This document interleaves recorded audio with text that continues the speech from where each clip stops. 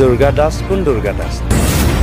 দুৰ্গা দাস বড়োকটো মই 2002ৰ পৰাই বড়ো ৰাইজৰ কাৰণে মই কাম কৰি ওলাই আহিছোঁ। কেতিয়াওতো দুৰ্গা দাস বড়োক আমি দেখা নাই, আমিয়ে দেখা নাই। এতিয়া বড়ো গাঁৱৰ মানুহে দুৰ্গা দাস বড়োক কেনেকৈ চিনি পাব? আমাৰ আগন্তুক লোকসভাৰ নিৰ্বাচনৰ কাৰণে আজি NDAৰ প্ৰাৰ্থী আমাৰ দিলীপ শইকীয়া ডাঙৰীয়া তেখেতক দিল্লীত পঠোৱাৰ কাৰণে আমাৰ সম্পূৰ্ণ প্ৰস্তুতি শেষ হৈ কৰিছোঁ। আমাৰ UPPL BJP আমি AGP একেলগে ইয়াত বিভিন্ন নিৰ্বাচনী ৰণকৌশল আৰম্ভ কৰিছোঁ আৰু ৰাইজৰ যথেষ্টখিনি সঁহাৰি। এতিয়া ৰাইজে এনেকুৱা আগ্ৰহেৰে ৰৈ আছে যে ভোটটো কেতিয়া হ'ব, গতিকে ভোট ডিক্লেয়াৰ হৈ গ'ল।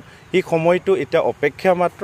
ৰাইজে নিজে নিজে আজি আপোনালোকে চাব, প্ৰতিটো গাঁৱৰ প্ৰতিটো ঘৰত আজি আমাৰ UPPL BJPৰ আমাৰ NDA যি এলায়েন্সৰ আমাৰ ৰাজনৈতিক পাৰ্টিৰ পতাকা আছে, প্ৰতিটো ঘৰত আপোনালোকে দেখিবলৈ পাব। এইটোৱে আমাৰ একতা আৰু এইটোৱে আমাৰ জয়যাত্ৰা। গতিকে তৃতীয়বাৰৰ কাৰণে বিশ্বগুৰু নৰেন্দ্ৰ মোদী ডাঙৰীয়াক ভাৰতৰ প্ৰধানমন্ত্ৰী বনোৱাৰ কাৰণে তামোলপুৰ ৰাইজে অতি আগ্ৰহেৰে বাট চাই আছে।